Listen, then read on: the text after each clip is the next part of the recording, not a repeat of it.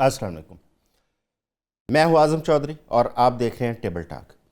पाकिस्तान को वैसे तो बहुत सारे इस वक्त चैलेंजेस दरपेश हैं, जिसमें बैरूनी और अंदरूनी चैलेंजेस भी हैं, सियासी भी हैं, दहशतगर्दी भी है। लेकिन जो सबसे बड़ा इस वक्त चैलेंज है मुल्क को, वो है इकॉनमी का।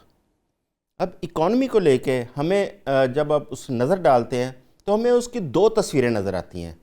एक तस्वीर वो है जो सरकारी और बैनुल-अक़वामी अदारों के जो अदाद-ओ-शुमार हैं वो हमें दिखाते हैं। अगर हम बैनुल-अक़वामी मालियाती अदारे को देखें तो वो कहता है कि पाकिस्तान 14 साल बाद जो करंट अकाउंट खसारा है उससे निकल चुका है और सरप्लस में चला गया है। जबकि दूसरी तरफ उस आम आदमी को हम देखें जो सिर्फ अपनी रमज़ान के अंदर अफ्तारी और सहरी के लिए परेशान मारा मारा फिर रहा है। एक जानब हमारी सोने की कीमत 5 लाख से तजावज़ कर जाती है, स्टॉक एक्सचेंज तारीख की सारी हदें क्रॉस कर जाती है, लेकिन जो आम आदमी है उसके ऊपर टैक्सों का, बिजली का बोझ मुसलसल बढ़ाया जा रहा है। एक तरफ हुकूमतें हैं, उनके अगर हम देखते हैं तो उनके अखराजात रुकने का नाम नहीं ले रहे। कोई हुकूमत जहाज़ ख़रीद रही है, कोई हुकूमत ब्यूरोक्रेसी के लिए नई नई ट्रांसपोर्ट पॉलिसियाँ दे रही है, कोई हुकूमत जो डेवलपमेंट बजट की आड़ में 2-2 हज़ार करोड़ के वो प्रोजेक्ट कर रही है। अब एक तरफ यह सूरत हाल है, दूसरी तरफ आम आदमी बेचारा, उसके पास ना उसको खाने को रोटी मिल रही है, ना उसको बिजली मिल रही है, ना उसके पास गैस की सहूलत मौजूद है। ये एक इतना बड़ा तज़ाद है जिसने इस मुल्क के पूरे निज़ाम को एक दफ़ा हिला कर रख दिया है। आज हम इकॉनमी पर बात करेंगे, हुकूमतों के अखराजात पर भी बात करेंगे कि अगर मुल्क की इकॉनमी इतनी कमज़ोर होती चली जा रही है तो ये अदाद-ओ-शुमार में हमें इतनी मजबूत इकॉनमी क्यों दिखाते हैं, और दूसरा, अगर इकॉनमी वाकई मजबूत हो रही है तो उसके समरात आम आदमी तक क्यों नहीं पहुंच पा रहे, आम आदमी को उसका फ़ायदा क्यों नहीं पहुंच रहा। इस हवाले से हमें आज ज्वाइन किया है, स्टूडियो में हमारे साथ मौजूद है माहिर मुआशियात है जनाब डॉक्टर गुलाम गौस साहब, और स्टूडियो में ही हमारे साथ हैं सीनियर जर्नलिस्ट हैं, तज्ज़ियाकार हैं मियाँ सैफुर रहमान साहब। हमें वीडियो लिंक पे ज्वाइन किया है मेजर अख्तर नज़ीर साहब, ये भी माहिर मुआशियात हैं। उनके साथ साथ शकील रामे साहब, ये बड़े माहिर हैं और इनके आप तज्ज़िया भी सुनते रहते होंगे, माहिर मुआशियात हैं। वेलकम तमाम मेहमानों को। डॉक्टर साहब, अभी आपने मेरे इंट्रो में कुछ पॉइंट्स मैंने बात की है कि एक तरफ हुकूमतों के अखराजात, एक तरफ हमारी मईशत। आप क्या समझते हैं कि पाकिस्तान की जो मईशत है वो बजाय बेहतरी के उसके डिक्लाइन की सबसे बड़ी वजह क्या है? बहुत शुक्रिया सर आपका शो में बुलाने के लिए। बेसिकली इस चीज़ को हमें थोड़ा डिटेल में समझना पड़ेगा। पाकिस्तान का जो अगर हम बजट को देखें जो ईयर टू ईयर पेश होता है तो वो सारे डेफिसिट में होते हैं। अभी पाकिस्तान का जो 25-26 का बजट है उसकी टोटल रेवेन्यू थे 19 ट्रिलियन और जो उसके एक्सपेंडिचर थे वो थे 25 ट्रिलियन। आप अंदाज़ा करें कि आपने 6 ट्रिलियन का पहले ही एक डेफिसिट जनरेट करके बजट बनाया। अब उसमें जो आपने 14 ट्रिलियन का आपने वो उसके थ्रू रखा हुआ है, टैक्स के थ्रू जो आपको कलेक्ट होने हैं, उसमें से आप देखें कभी भी लास्ट ईयर भी आपके टारगेट नहीं पूरे हुए, तो अगर वो भी मैच नहीं होते तो 1 ट्रिलियन और बढ़ जाएगा आपके लॉस में, फिर आप और लोन ले लेंगे या दूसरी चीज़। अब एक चीज़ देखें इसमें, इस 25 जो 19 आपने अर्न किया है ना, इसका 3 हेड्स हैं सिर्फ जिसमें ये ख़त्म हो जाएगा। फर्स्ट वन 8.2 आपने देने हैं एनएफसी वार्ड में ट्रिलियन, 8.2 ट्रिलियन आपने दे देने हैं डेट सर्विसिंग में। ये जो डेट की हम बात कर रहे हैं इतना ये बढ़ता जा रहा है, उसकी एक प्रॉब्लम ही 8.2 ट्रिलियन वो हो गए। 2.5 ट्रिलियन आपने डिफेंस में दिए थे जो कि प्लस 0.5 बाद में आपने इंक्रीज कर दिया तो 3 ट्रिलियन ये हो गए, 19 ट्रिलियन ख़त्म। अब जो भी है वो सारा लोन पे है। अब आ जाते हैं पाकिस्तान की थोड़ी सी सिचुएशन पे कि पाकिस्तान ने बेहतरी कहाँ की है। अभी लास्ट क्वार्टर जो इससे पहला वाला क्वार्टर था उसमें कुछ बेहतरी हमें नज़र आ रही थी कि कहीं ना कहीं कुछ इंडिकेटर जैसे इन्फ्लेशन रिड्यूस हो रहा था, हमें कुछ बेहतरी नज़र आ रही थी कि लोगों को कुछ वेलफेयर मिलेगा एंड सो ऑन। लेकिन ऐसा हुआ नहीं। सेकंड क्वार्टर में उसके ऑपोजिट बिल्कुल चीज़ होगी। अभी करंट अकाउंट डेफिसिट की आपने बात की कि वो सरप्लस में है, वो फर्स्ट क्वार्टर में सरप्लस में था और वहाँ सरप्लस था हमारा 121 मिलियन US डॉलर, और अब सेकंड क्वार्टर में हमारा करंट अकाउंट जो है वो डेफिसिट में चला गया है। उसका डेफिसिट है 1.07 बिलियन US डॉलर। अंदाजा करें एक क्वार्टर में आपने सिर्फ इंपोर्ट्स को बढ़ाया। इंपोर्ट्स किस चीज़ की बढ़ी हैं? एनर्जी सेक्टर में आपने इंपोर्ट्स बढ़ा ली हैं, इंडस्ट्रियल मटेरियल में बढ़ा ली हैं, और इससे रिलेटेड जो आप मटेरियल ले रहे हैं उसमें। और उसकी वजह से हुआ क्या, इतनी तेज़ी से इंपोर्ट्स बढ़ी और आपको जो है वो करंट अकाउंट जो है वो डेफिसिट में चला गया। अब एक और चीज़ देखें। अच्छा डॉक्टर साहब, इंपोर्ट अगर बढ़ती है तो हमें तो अपने इंडस्ट्रियल उसके लिए रॉ मटेरियल वो भी इंपोर्ट करना पड़ता है, तो वो तो मजबूरी है। वो तो कह रहे हैं। बिल्कुल सर, हम जब उसको इंपोर्ट करते हैं ना तो सर उसका ये है कि आपकी उसके पैरेलल एक्सपोर्ट्स कितनी हैं, क्योंकि अर्निंग डॉलर में तो हमें बाहर से हमारी एक्सपोर्ट्स कम हुई जी हैं। बिल्कुल। अब 38 बिलियन US डॉलर की जुलाई टू जनवरी आपने इंपोर्ट्स कर ली हैं और 18 बिलियन US डॉलर की सिर्फ एक्सपोर्ट्स है। Exactly. रिमेनिंग आपका लॉस है। अब वो कैसे पूरा करते हैं? जब ये बिल्कुल साल एंड पे चला जाएगा ना, आप 24-25 के जो बजट जो आपने टोटल ईयर है उसको अगर आप देखें तो वहां पे आपने 58 बिलियन US डॉलर की इंपोर्ट्स की हैं और 32 बिलियन US डॉलर की एक्सपोर्ट्स हैं। रिमेनिंग जो 26 बिलियन डॉलर है वो आपने रेमिटेंसेस से पूरा किया है, जो ब्रूने मुल्क से लोग हमें भेज रहे हैं। अच्छा चलें, मैं इस पे डॉक्टर शकील रामे साहब, अभी आपने डॉक्टर साहब की बात सुनी, अभी हमने IMF की किस्त भी देनी है, मार्कअप भी देना है, और बजट आ रहा है। बजट से पहले जाहिर है अब उनके साथ हमारी मीटिंग्स का सिलसिला भी शुरू हो चुका है। एक तो ये बताइएगा कि इस वक्त हमें कितने बिलियन डॉलर है जो पेएबल है, और हमारे पास अपने रिजर्व्स के अंदर क्या पड़ा है, और कितने ऐसे बिलियन डॉलर हैं जो रोल ओवर होने का हमें कोई उसका अंदाज़ा है कि रोल ओवर हो जाएंगे, बाकी जो पेएबल है उसको हम कैसे अदायगी कर पाएंगे? देखें, बाकी ये जो बातें आप कर रहे हैं ना आसम साहब, ये बड़ी क्या कह लें कि कॉमन सी चीज़ है कि जो इसको कहते हैं सिम्टम्स हैं, आउटकम है प्रॉब्लम्स का। इन नंबर को हम हर रोज़ डिस्कस करते आगे पीछे होते रहते हैं। मतलब इस साल में कहते थे कि अराउंड अबाउट 30 बिलियन हमें डॉलर पे करना है, जो फिजिकल ईयर था, जो कि पे बैक करना है। फिर इसका यानी कि रिजर्व जो है, रिजर्व पे भी डिफरेंट किस्म की आ रहा है।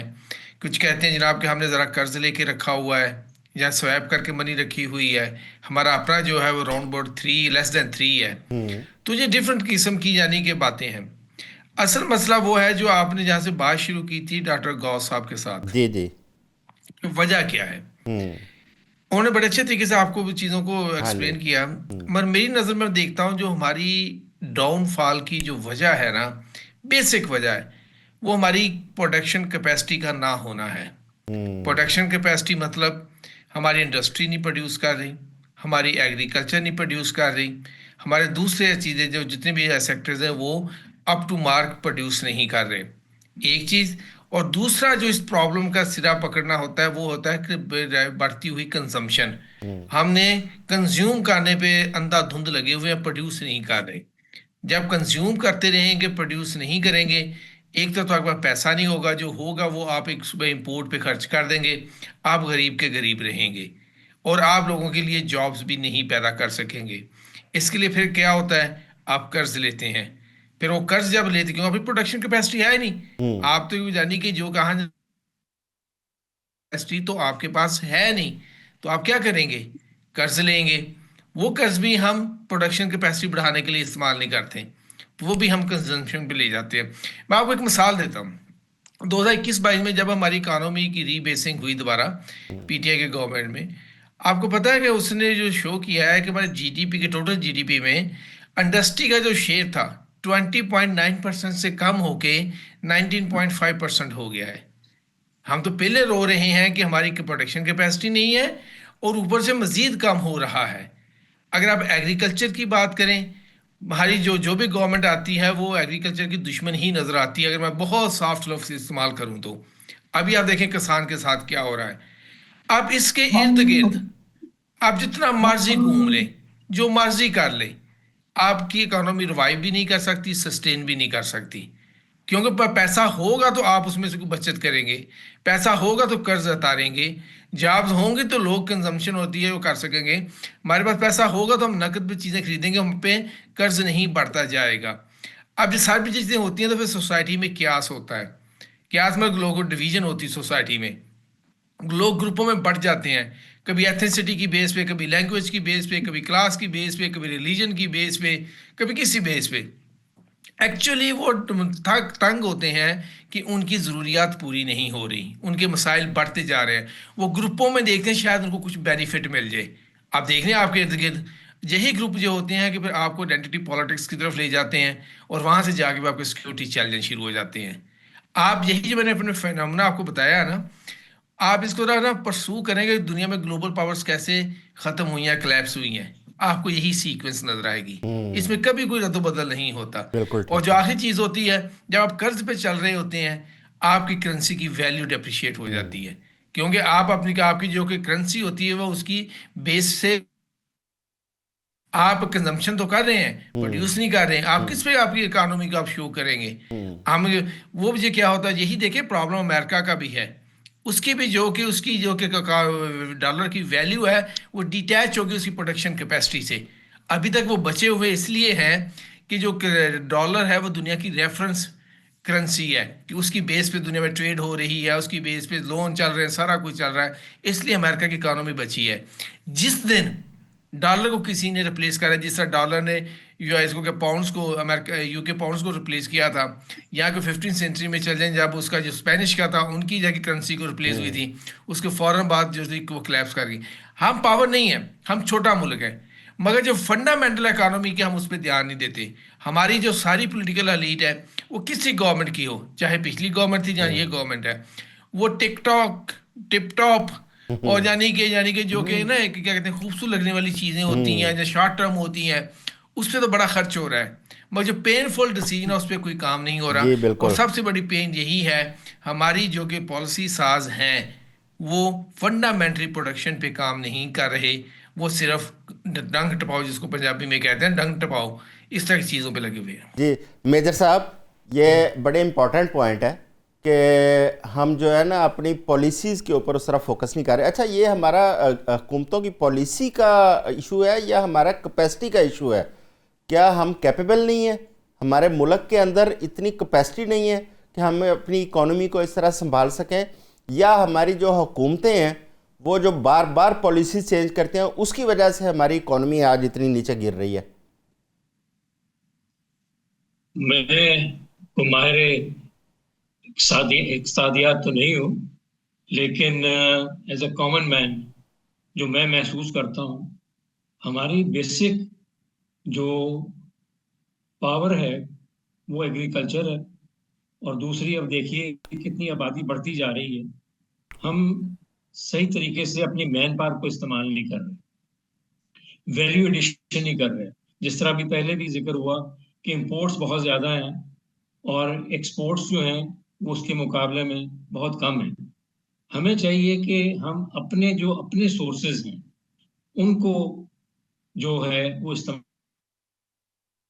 रखें, उनकी प्रोडक्शन करें, वैल्यू एडिशन करें, उसको एक्सपोर्ट में लेके जाएं, बजाय इसके कि हम इंपोर्ट करके और फिर ऐसे प्रोडक्ट्स प्रोड्यूस करें जो कि फिर दोबारा एक्सपोर्ट अगर हो तो उसकी वो वैल्यू ना मिले उनको।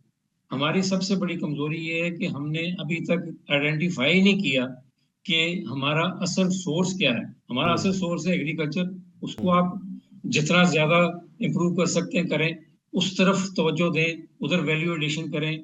आपके यहाँ से एक्सपोर्ट जो है सब्जियां फ्रूट वगैरह हो, फिर आपकी एक बहुत बड़ी जो बहुत मरतबा तो जो मैं इत्तेफाक से चेयरमैन रहा हूँ पाकिस्तान कार्पेट एसोसिएशन का, और वाइस चेयरमैन 4 मरतबा, वर्ल्ड हैंडमेड कार्पेट ऑर्गेनाइजेशन का भी चेयरमैन हूँ। तो मैं इस सेक्टर के हवाले से बात कर रहा हूँ कि जिसमें वैल्यू एडिशन की जा सकती है कि 800% जो है वो वैल्यू एडिशन है अगर आप अपने हैंडीक्राफ्ट को कन्वर्ट करें। उसमें ना आपको बिजली की इतनी जरूरत है, ना किसी इंपोर्टेड मटेरियल की जरूरत है। आपके अपने सोर्सेज जो हैं उनको कन्वर्ट करें, उनको वैल्यू एडिशन की तरफ लेके जाएं, उसकी एक्सपोर्ट बढ़वाएं। और कि इसमें आपको लोकल लोगों के लिए जॉब क्रिएशन भी होगी। अपने मटेरियल को इस्तेमाल करें, इनको एक्सपोर्ट करें, इनकी इस तरफ तवज्जो दें जो कि तवज्जो नहीं दी जा रही। इंडिया की मैं मिसाल देने लगा हूँ कि हैंडीक्राफ्ट की अकेले की $1 बिलियन की एक्सपोर्ट है। बहुत मरतबा मिनिस्ट्री ऑफ कॉमर्स को, इंडस्ट्रीज को कहा कि आप इस तरफ तवज्जो दें, अपने रॉ मटेरियल को इस्तेमाल करें, अपनी मैन पावर को इस्तेमाल करें, वैल्यू एडिशन करें, आप इतनी तरक्की कर सकते हैं। फिर अब आप देखिए मिनरल जो आपके हैं, मेरे बहुत करीबी दोस्त हैं कर्नल सैफ कुरैशी, बहुत मरतबा वो रेकोडेक का जिक्र कर चुके हैं कि देखिए आप सारा रॉ मटेरियल जो है वो बाहर भेज रहे हैं, आप उसको फिनिश करके क्यों नहीं भेजते? ऐसे आपके फॉर्मूलाज होने चाहिए, ऐसे आप पॉलिसीज बने कि आप वैल्यू एडिशन के अंदर भेजें। तो क्या और आपकी export बढ़े, और जब इंफ्रास्ट्रक्चर है हमारे पास उनको रिफाइन करने का? जी बिल्कुल है, और उसको बनाएं। ये जो आपकी है डोमेस्टिक एग्रीकल्चर के लिए जो डेवलपमेंट करने के लिए या हैंडीक्राफ्ट को डेवलप करने के लिए, तो ऐसा बिग इंफ्रास्ट्रक्चर नहीं चाहिए। मैंने अभी पहले भी जिक्र किया मियां कि ना उसमें साहब, इतनी ज्यादा मेरे साहब मियां साहब की तरफ, मियां साहब, इंडस्ट्री की बात हो रही है। अब इंडस्ट्री में एक तो फैक्टर हमें नजर आता है कि महंगी एनर्जी, महंगी बिजली, वो बहुत महंगा इनपुट है। एक वो फैक्टर है। इसके अलावा और कौन से ऐसे फैक्टर हैं कि इस वक्त हमारी इंडस्ट्री मुसलसल बंद होने जा रही है, ना कि नई इंडस्ट्री बने? इसके साथ साथ एग्रीकल्चर जो कि एक बड़ा अहम शोबा है, रीढ़ की हड्डी है इस मुल्क की, लेकिन एग्रीकल्चर आप देखें पिछले साल 2 साल से किसान परेशान है और हमारी एग्रीकल्चर का भी बुरा हाल होकर रह गया। इसकी क्या वजूहत है? देखिए यही तो बात है, आप और मैं चूँकि जर्नलिस्ट हैं, वर्किंग जर्नलिस्ट हैं, और हम बहुत से प्राइम मिनिस्टर्स, चीफ मिनिस्टर या आपके जो इकोनॉमिक मैनेजर्स हैं, सो कॉल्ड जो पॉलिटिशियन होते हैं, जो अपने आप को क्लेम करते हैं कि जी हमने इकोनॉमी चलानी है, तो हम उनके साथ इंटरेक्शन करते थे। तो अक्सर मैं भी उन्हें पूछता था, आप भी पूछते रहे कि जी आपकी प्रायोरिटीज़ क्या है, मुल्क के अंदर बड़ा रिसोर्स बेस क्या है। मिसाल के तौर पे इंडस्ट्रियलाइजेशन की ज़रूरत तो हर वक्त कौम को रहती है, प्रोडक्शन की जैसे बात की रामे साहब ने बेहतरीन बात की, लेकिन एक बेस तो आपको अल्लाह ताला ने पहले ही इतना वास्ट बेस दिया हुआ है। उस बेस के अंदर आप वैसे वैल्यू एडिशन की बात की गई, वैल्यू एडिशन करें। एग्रो बेस्ड इंडस्ट्री जो है वो दुनिया में इतनी डाइवर्सिफाइड है कि मेरा आपने उसमें $100 of billions की आप एक्सपोर्ट कर सकते हैं, टिन पैकिंग करके, बहुत सारी चीज़ें। ऐसे ऐसे इलाके पाकिस्तान में हैं जहाँ का फ्रूट पाकिस्तान के बहुत से इलाकों में नहीं मिलता, वहाँ के फ्रूट से आप पैक करके भेजें, और बड़े स्वीट किस्म के एप्पल्स आज़ाद कश्मीर में, कोयटा में। इस तरह मुझे एक साहब बता रहे थे जैसे आपका किन्नू है दुनिया की नंबर 1 प्रोडक्शन पाकिस्तान की है, उसके 9 बाई प्रोडक्ट्स हैं। ये आज तक पता ही नहीं। बात तो ये है कि आपका जितने भी टॉप एग्जेक्टिव्स हैं पॉलिटिकल, उनकी कोई इकोनॉमिक फिलॉसफी नहीं है। यानी ना तो वो ये समझते हैं कि जी कुछ इकोनॉमिस्ट जो हैं पाकिस्तान में बसते हैं, उनसे कोई एडवाइस ले ली जाए कि जी हम कैसे प्रायोरिटाइज करें, नंबर 1 चीज़ कौन सी होनी चाहिए, नंबर 2 क्या होनी चाहिए, हाउ टू प्रोसीड। आपने अभी कैपेसिटी की जो बात की ना, एक कंजम्पशन की बात हुई। कंजम्पशन में एक लफ्ज़ अगर ऐड कर दें जिसे हम कंस्पिकुअस कंजम्पशन कहते हैं, शायद आजकल के इकोनॉमिस्ट वो यूज़ नहीं करते। हम जब अपने एकेडमी में थे CSS के, तो वहाँ हम पढ़ाते थे हमें स्टैगफ्लेशन और ये सारी। वो ये है कि आपके यहाँ कंजम्पशन में भी ओवर कंजम्पशन है, यानी आपने एक शोबाजी की भी कंजम्पशन है कि कंजम्पशन आप कर रहे हैं दूसरे पे सबको दिले जाने के लिए, और उसका जो हुजम है वो इतना बढ़ गया है कि अब आपका इम्बैलेंस क्रिएट हो गया है आपके अंदर सारा। तो कंस्पिकुअस कंजम्पशन है। इकोनॉमिक फिलॉसफी जबकि मैं बात करता हूँ, उसका ये मतलब नहीं कि आप किसी अरस्तू को एंगेज कर लें। आपके यहाँ ऐसे लोग मौजूद हैं जो आपके elements of national power calculate करके एक तवाज़ुन कायम कर सकते हैं कि आपको बता सकते हैं जी ये वीकनेसेस है, बिल्कुल ठीक ये है। चीज़ों को एड्रेस करें। मैं एक बहुत बड़ी कंपनी थी, कोई अमेरिकन, बहुत बड़ी, कोई $1 बिलियन की, उसका मैं पढ़ रहा था कि उसके यहाँ कोई डिक्लाइन पे जाने लग पड़ी। उन्होंने अपने एक्सपर्ट्स बिठाए कि जी इसको स्टडी करें कि क्या प्रॉब्लम है। पता चला कि वेस्टेजेस हो रहे थे कुछ प्रोसेसेस के अंदर, उन्होंने वेस्टेजेस कंट्रोल कर लिए और वो $1 बिलियन में प्रॉफिट में चली गई। ठीक हो तो गया। ये चीज़ें थोड़ी सी अब रीएडजस्टमेंट मांगती हैं। कल एक खबर आई एक अखबार के अंदर कि 125 कंपनियां वो पाकिस्तान छोड़ के जा चुकी हैं, मल्टीनेशनल्स। ये इतनी तेज़ी से जो ड्रेन हो रहा है उसकी वजह क्या ये है कि हम उनको कुछ साजगार माहौल नहीं दे पा रहे पाकिस्तान में, जिसकी वजह से? सर पाकिस्तान में ना 3 तरह की इंस्टेबिलिटीज़ हैं। एक जो अभी पहले हम जिक्र कर रहे थे कि पॉलिटिकल पॉलिसीज़ कंटिन्यूस नहीं रहती, तो तो ये सबसे बड़ा प्रॉब्लम है जिसे हम पॉलिटिकल इंस्टेबिलिटी कहते हैं। पाकिस्तान जब से बना है और आज तक कभी भी पॉलिटिकल सिस्टम स्टेबल नहीं हुआ। गवर्नमेंट्स 2008 के बाद भी चलती रही हैं, डेमोक्रेसी बाय ना जो कहते हैं ना बाय नेम डेमोक्रेसी रही है, लेकिन उसके अंदर भी बहुत फ्लक्चुएशंस आई हैं और अभी तक वो फ्लक्चुएशंस हम देख रहे हैं। अब आ जाए इसके बाद एक होती है सिक्योरिटी इंस्टेबिलिटी और एक है हमारे पास जो इकोनॉमिक इंस्टेबिलिटी। ये तीनों इंस्टेबिलिटीज़ हमारे पाकिस्तान में मौजूद है। अब इस तरह के इन्वायरमेंट में जब आपको पता चल रहा हो एक दिन आपकी स्टॉक मार्केट बहुत ऊपर जा रही है, अगले दिन वॉलेटाइल हो रही है। अब फ्रंटियर स्टॉक मार्केट्स में हमारी स्टॉक मार्केट आती है। तो इस तरह की जब सिचुएशंस क्रिएट होती हैं ना, तो उसकी वजह से बहुत सारी मल्टीनेशनल कंपनीज जो डायरेक्टली या तो स्टॉक मार्केट में इन्वेस्ट कर रही होती हैं या आपके किसी और सेक्टर में, तो वो उनको रिस्क बहुत हाई मिलता है। दो तरह की चीज़ें बहुत होना ज़रूरी है। एक, आपके डेमोक्रेटिक सिस्टम का स्टेबल होना इंतहाई ज़रूरी है आपकी इकोनॉमी के लिए। मैं आपको इसकी एक एग्जांपल दे देता हूं। लेकिन पॉलिटिशियन इससे इख्तलाफ करते हैं, वो कहते हैं कि नहीं ये पॉलिटिकल इंस्टेबिलिटी का कोई तलक नहीं है इकोनॉमिक। ठीक है, हम 2019 में यूके की गवर्नमेंट का एक केस स्टडी पढ़ लेते हैं। मैं 1 मिनट में आपको इसकी सिचुएशन समझाता हूँ। देखें, 2019 में कोविड आया, उसके बाद 2-3 कैमरॉन, फिर दूसरा, फिर तीसरा, फिर चौथा, 3-4 वज़ीर आज़म चेंज हुए और 2022 में यूके IMF से निगोशिएशन करने वाला था। आप अंदाज़ा कर लें, एक ऐसी इकॉनमी जिसने आधी दुनिया पे राज किया, वो लोन के लिए निगोशिएशन करने वाले थे और अभी तक स्टेबल नहीं हुए। उसकी वजह, जब आप पॉलिटिकली स्टेबल नहीं होते, आपकी पॉलिसीज़ में कंटिन्यूटी नहीं होती। कंटिन्यूटी नहीं होगी तो उसका कोई भी इम्प्लीमेंटेशन नहीं होगी। वर्क बनाए हैं, पेज भरे, पॉलिसीज़ बनाए, ठप हो जाएंगे, अगला आएगा वो अपनी पॉलिसीज़ बनाएगा, वो वर्क नहीं करेगा। अभी भी आप सिचुएशन देखें पाकिस्तान में, हम बात कर रहे हैं कि पॉवर्टी देखें, अगर हम lower middle income world bank की जो कसौटी है जिसे हम पॉवर्टी लाइन कहते हैं, $4.2, यानी पाकिस्तान के 1167 रुपये आज के पर डे के हिसाब से, यानी अराउंड 1150 रुपये अगर कोई बंदा कमा रहा हो तो हम उसे कहेंगे कि ये पॉवर्टी लाइन पे है। तो वर्ल्ड बैंक के मुताबिक उसमें पाकिस्तान की 45% population below the poverty line है। आप 45%। यस। और अगर हम नेशनल फिगर देखें, ये फर्स्ट क्वार्टर में या इससे पिछले में ये 22% था, नाउ इट्स 25%। और कल डॉक्टर शफाक एच खान ने अपने एक इंटरव्यू में कहा इट्स अराउंड 27%। तो आप अंदाज़ा कर सकते हैं कि पॉवर्टी का किस तरह मतलब तेजी। दूसरी बात, इन्फ्लेशन बढ़ना शुरू हो गया। इन्फ्लेशन आपके पास 37 था 2023 में, फिर आपने रिड्यूस किया, वेल डन, बहुत अच्छी बात थी। 5 के राउंड आया, अब 5.8।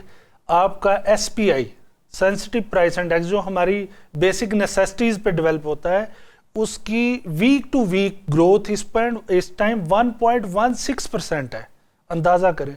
और आपका CPI एक क्वार्टर से दूसरे क्वार्टर में 0.4 ग्रोथ लेके जा रहा है। तो इसका थोड़ा सा इंटरप्ट करना चाह रहा हूँ। जी मैं ये कहना चाह रहा हूँ कि ये तमाम फिगर्स जो है ये सब हमें मौजूद हैं, पता है। आप जरा तवज्जो दें कि आप इस मुश्किल में से निकल कैसे सकते हैं, उसके हल के मुतालिक थोड़ी सी बात करें। मैं रामेश साहब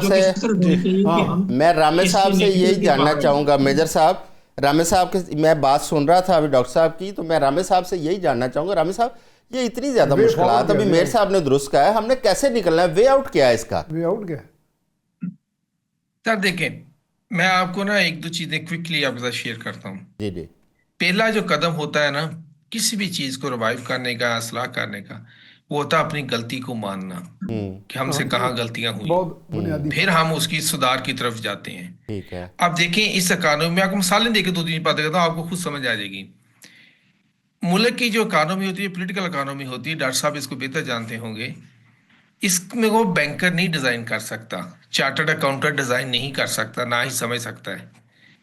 पूरे इकोनॉमिक सिस्टम में बैंकर जो चार्टर्ड अकाउंटेंट है वो छोटा सा एलिमेंट होता है, वो भी पैसों का हिसाब रखना, मगर उनकी एक क्वालिटी होती है चीज़ों को ऐसे बढ़ा चढ़ा के साबित करना कि साहब खुश हो जाए। नंबर 1, आपको जो बंदा इकोनॉमी चलाने के लिए चाहिए वो रखें। मैं अभी जो फील्ड मार्शल साहब आए, इन्होंने SIFC बनाई। हमारे प्रॉब्लम क्या थे? मेरिट यानी कि बंदों की जो कि बना सकते हो, और ब्यूरोक्रेसी उसके मैटर है। आपने सारी ब्यूरोक्रेसी के साथ और आर्मी के लोगों के साथ भर दी SIFC। अब मुझे बताएं इनका क्या काम है इकोनॉमी की डिजाइनिंग में? इसकी ऐसे है कि 2 साल पिछले साल जब इसकी SIFC की मीटिंग हुई तो प्राइम मिनिस्टर साहब ने कहा, मैं कहीं गया था, मैं सऊदी अरब गए थे किस मुल्क, उन्होंने कहा जी आप हमें एक बैंकेबल फिजिबिलिटी स्टडी दे रहे हैं जहाँ हम आपके यहाँ इन्वेस्टमेंट करें। इतने सालों में ये SIFC की यही क्वालिटी है कि वो एक फिजिबिलिटी स्टडी नहीं बना, बैंकेबल फिजिबल स्टडी नहीं बना सकी थी प्राइम मिनिस्टर साहब की स्टेटमेंट तक। अब आगे आप साहब लगाएं, फिर देखें ये क्यों ज़रूरी है। अभी हमने ऑपरेशन बयानुल मरसूस जीता, दुनिया ने हमें एक्नॉलेज किया, माशाल्लाह, अल्लाह हमें और दे इस तरह के क्या कहते हैं कि कामयाबियाँ दें। और उसमें एक चीज़ देखी ना आपने, मेरिट था। एयरफोर्स का जो जहाज़ था वो एक पायलट चला रहा था, वो नेवी का सेलर नहीं चला रहा था। सेलर भी हालांकि एक सोल्जर है, शायद वो ज़मीन पे समुद्र में बहुत अच्छा लड़ता हो, मगर वो जहाज़ नहीं चला रहा था। या आपने ये नहीं कहा था दुश्मन बहुत बड़ा है तो आप है ना इस तरह कहते हैं, अमेरिका का जो कि एयर चीफ है उसको कंसल्टेंट रख लेते हैं। आपके अपने एयर चीफ ने सारी वार को लीड किया था।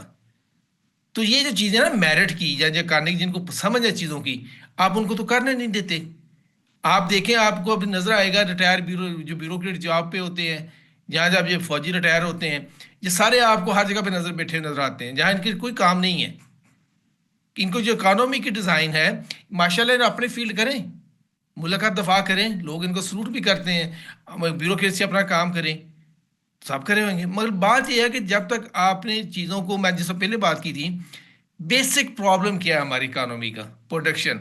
और प्रोडक्शन पे बात नहीं होती, हम सर्विसेज पे बात करते हैं। अगर प्रोडक्शन पे बात करें तो हम एग्रीकल्चर तो हमारे पास बहुत एक वसी है, मगर एग्रीकल्चर में हमें ये देखें मॉडर्नाइज करना है ना, तो हमें यहाँ एक दो प्रॉब्लम है, क्योंकि हमारी बहुत बड़ी लेबर फोर्स यहाँ लगी हुई है। जहाँ हम AI की बात करते हैं, आर्टिफिशियल इंटेलिजेंस की, टेक्नोलॉजी की, हमें बिल्कुल जाना चाहिए, बहुत फ़वायद है। मैंने लास्ट वीक इस पे कॉलम लिखा था। मगर हमारा चैलेंज ये है, हमें लेबर फोर्स का क्या करना है? अगर हम AI को सारा कुछ दे देते हैं, टेक्नोलॉजी दे देते हैं, तो हमारी लेबर फोर्स कहाँ जाएगी? पॉवर्टी का क्या एलिमेंट होगा, हिसाब होगा? देखिए, आपने जो प्लानिंग करनी है ना, ये जो होती है इकॉनमी होती है, ये तो ना तो 5-10 साल में सही होती है, ना ही 5-10 साल में ये खराब होती है। 5 साल में आपको एक डायरेक्शन नजर आती है, हाँ हम सम्मत में चल पड़े। फिर अगर गवर्नमेंट को स्ट्रेंथन करना है, आपको स्टेट और एंटरप्राइजेस को स्ट्रेंथन करना पड़ेगा। अब चाइना दुनिया की दूसरी बड़ी इकोनॉमी है, आपको पता है वहां पर अभी भी ये जो बातें आप कर रहे हैं, ये आप हुकूमत की बेहतरी की, दुरुस्तगी की बात कर रहे हैं। मैं कह रहा हूं कि हमें इसको डेवलप करने के लिए क्या करना चाहिए। मेरा बेसिक पॉइंट है कि आपके जो अपने रिसोर्सेज हैं, आप उनको बुरुएकार लाएं, उनको इस्तेमाल करें, उनका रास्ता बताएं कि बेहतर क्या होगा।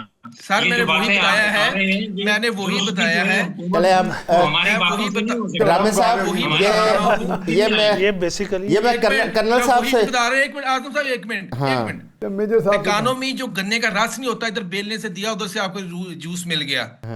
इकोनॉमी गन्ना गाना होता है, आपको पूरा प्रोसेस से साथ चलना पड़ता है। ये मैं नहीं कह सकता जनाब आज आप ये करें कल इकोनॉमी चेंज हो जाएगी।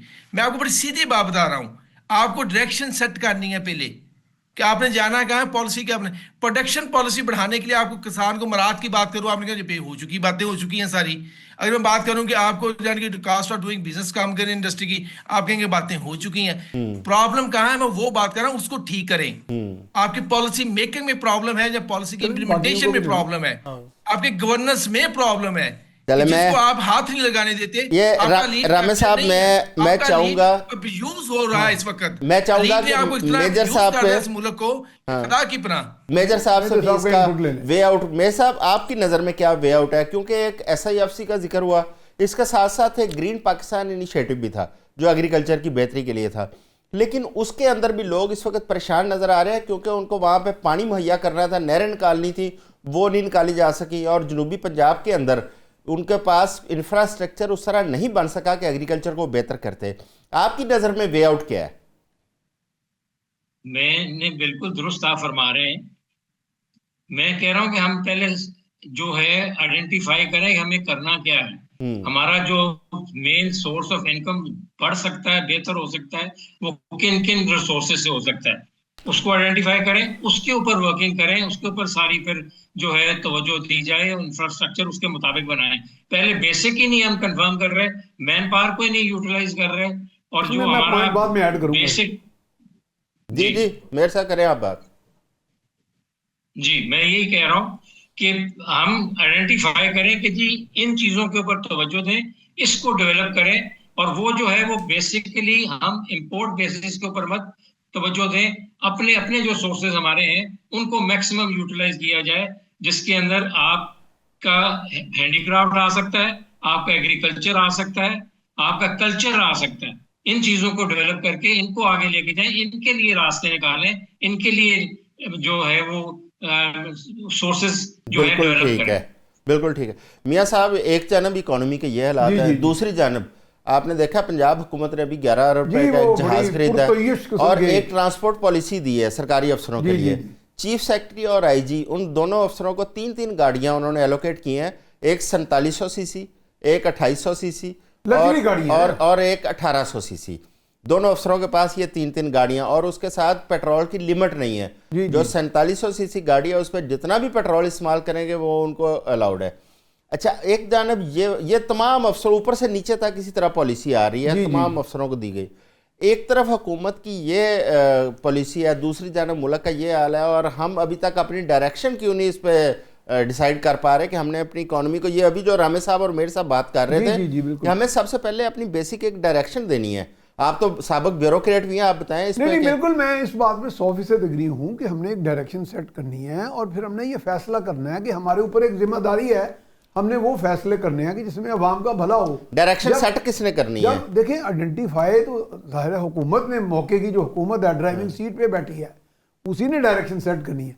हालांकि मेरा एक बिलीफ और भी है, जैसे लेसर गवर्नमेंट की बात मेरे जो फाजिल दोस्त हैं इकोनॉमी के वो बताएंगे कि लेसर गवर्नमेंट का भी एक दुनिया में सक्सेसफुल मॉडल है। दूसरा, मैं अपने तौर पे हमेशा कन्विंस रहा हूँ कि क्या मिसाल के तौर पे हमारे यहाँ एक्सपोर्ट का सबसे बड़ा जो सेक्टर है वो तो टेक्सटाइल है। हम अक्सर बात करते हैं जी डाइवर्सिफाई करें, तो हुकूमत तमाम दुखों का मुदावा फिर भी नहीं होती। ठीक है, हुकूमतें खराबी जरूर पैदा करती होंगी, लेकिन अगर आपके सेक्टोरल ग्रोथ हो रही हो, मुख्तलिफ सेक्टर्स अपनी अपनी जगह, मिसाल के तौर पे मैं एक प्रैक्टिकल किसान रहा हूँ और आप भी प्रैक्टिकल किसान हैं, मैंने अपने यहाँ देखा कि स्टैंडर्ड प्रैक्टिस ही इतनी पुअर है किसानों की कि वो एक डीएपी खाद का रेट है उन्होंने दुनिया का सबसे महंगी तरीन चीज़ बना दी है।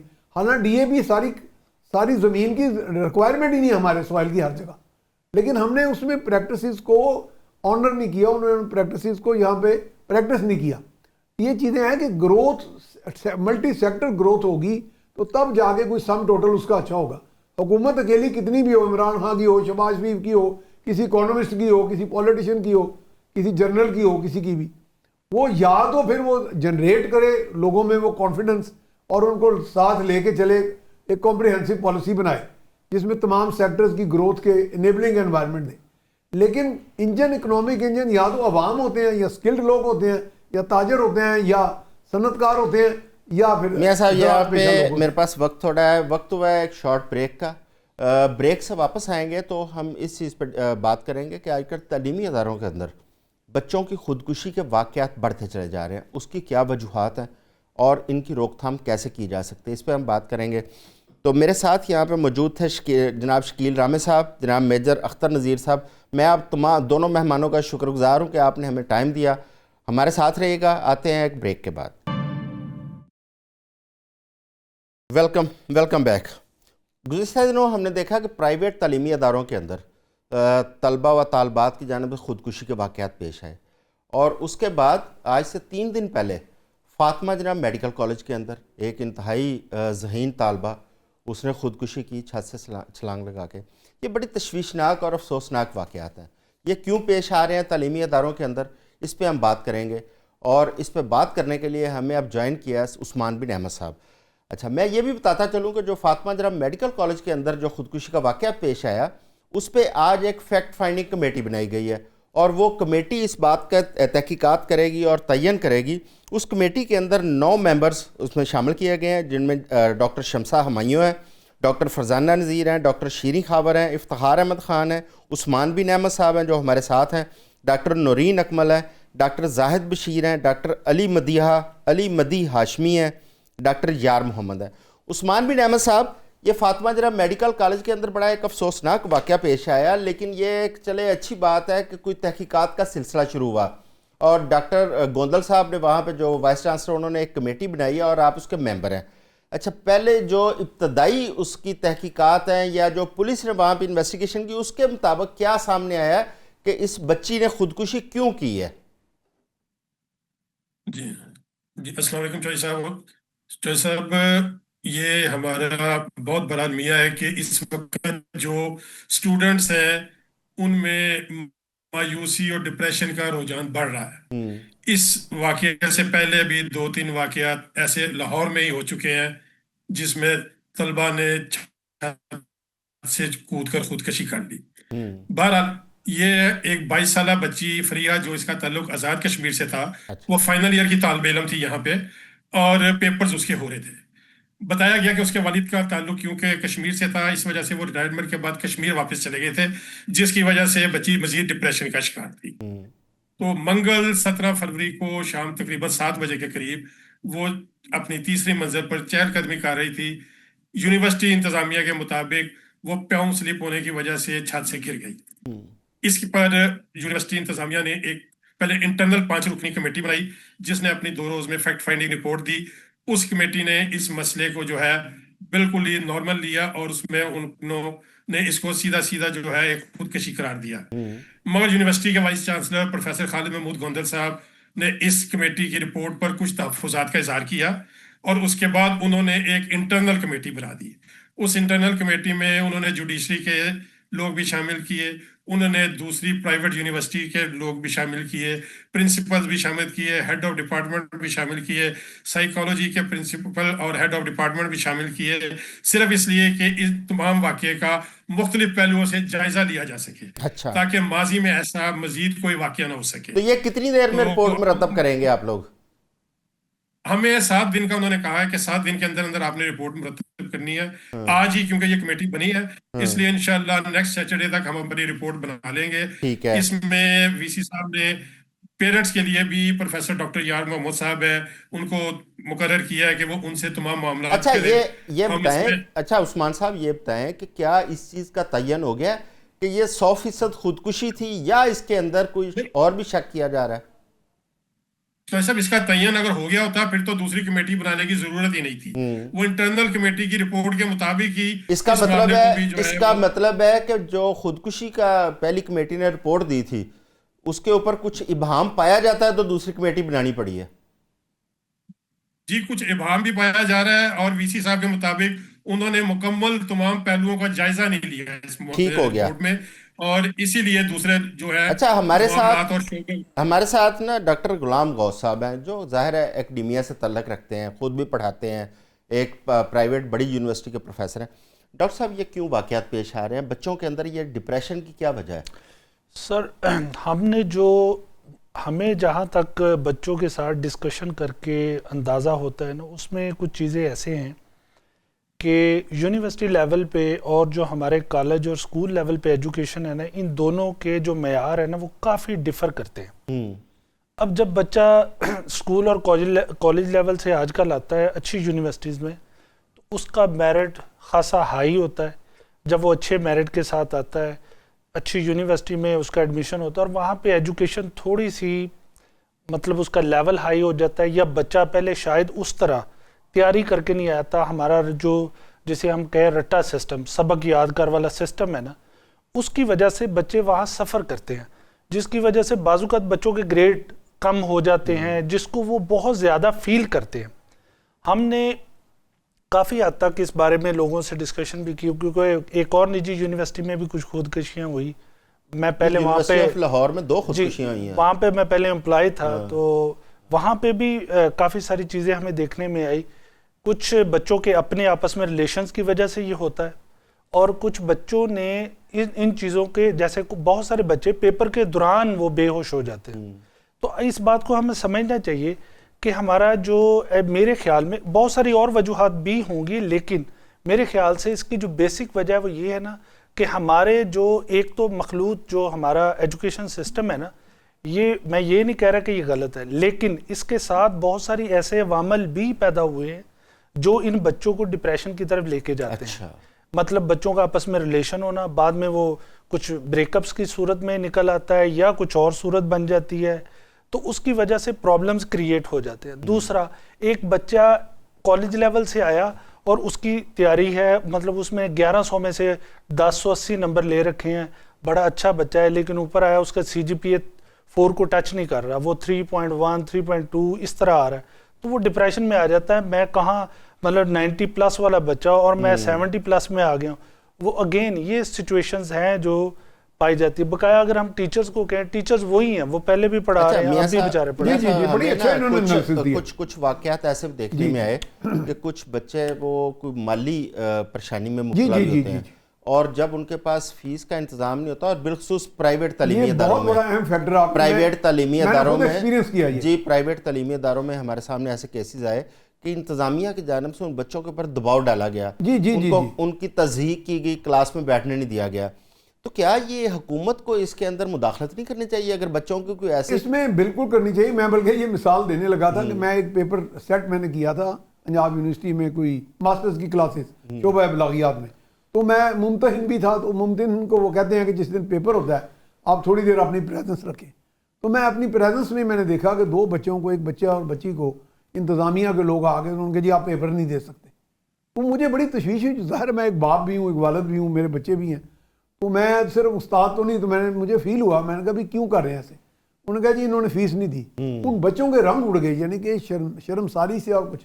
मैंने कहा जी मैं अपनी जेब से दूं, जैसे भी दूं, मैं रिटर्न दे देता हूँ कि दे मस्ट अपीयर। पता नहीं मुझे लड़के वो मनवानी बड़ी बात, लेकिन असल में यही था कि ये बहुत बड़ा प्रेशर था उन बच्चों पे जो उस वक्त उनकी जागंस आई हुई सारी क्लास के अंदर, और घर में जाके वो अपने अंदर भी वो किस हिजान में से गुजर रहे होंगे।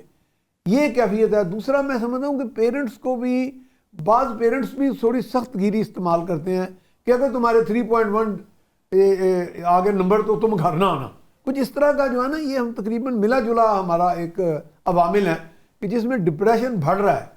आप बच्चे से तो एक्सपेक्टेशन जरूर से ज़्यादा ना करें। मेरा ख्याल सिस्टम को GPA से हट के भी मोरल बिल्डिंग भी होना चाहिए, क्योंकि यूनिवर्सिटीज़ को मोरल बिल्डिंग, मोटिवेशन, रिकॉन्सिलिएशन का भी इस तरह का सिस्टम होना चाहिए कि जिसमें बच्चे की कैरेक्टर बिल्डिंग हो, उसकी मोटिवेशन हो कि भाई आप सिस्टम का हिस्सा हैं, और अगर आज आपके नंबर कम भी हो गए हैं तो आपको किसी हमारे पास कॉम्पनसेट हो जाएगी। बड़ा थोड़ा मैं उस्मान बिन अहमद साहब, उस्मान साहब, ये एक फैक्ट फाइंडिंग कमेटी जिसके अंदर आपको शामिल किया गया, देखें इसमें मुख्तलिफ तबका फ़िक्र के लोगों को शामिल किया गया डॉक्टर खालिद मसूद गोंदल साहब की जानिब से, और जर्नलिस्ट कम्युनिटी की नुमाइंदगी आप कर रहे हैं, और हमें इस पर पूरा यकीन है कि आप इस पर मेरिट के ऊपर काम करेंगे, और इस पर हमारी ये ख्वाहिश होगी कि आइंदा के लिए कोई ऐसा आप इसमें रिकमेंडेशंस दें इस कमेटी में कि ताकि बच्चों के अंदर ये इस किस्म का जो रुझान है खुदकुशी का या डिप्रेशन का, उसकी काउंसलिंग के लिए भी कोई इंतजाम किए जाएँ।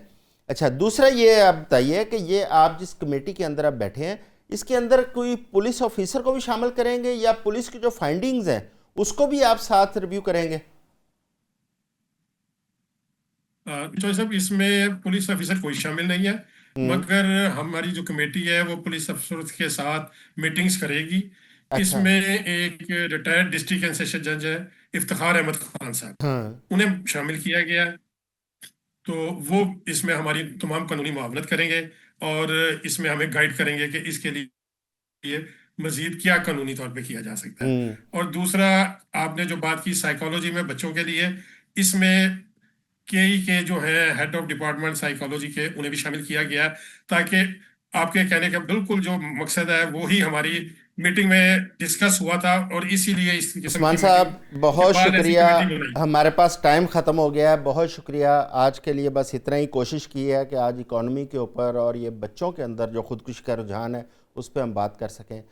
तो कल दोबारा आपकी खिदमत में हाज़िर होंगे नए टॉपिक्स के साथ, नए मेहमानों के साथ। अपना ख्याल रखिएगा। अल्लाह हाफ़िज़।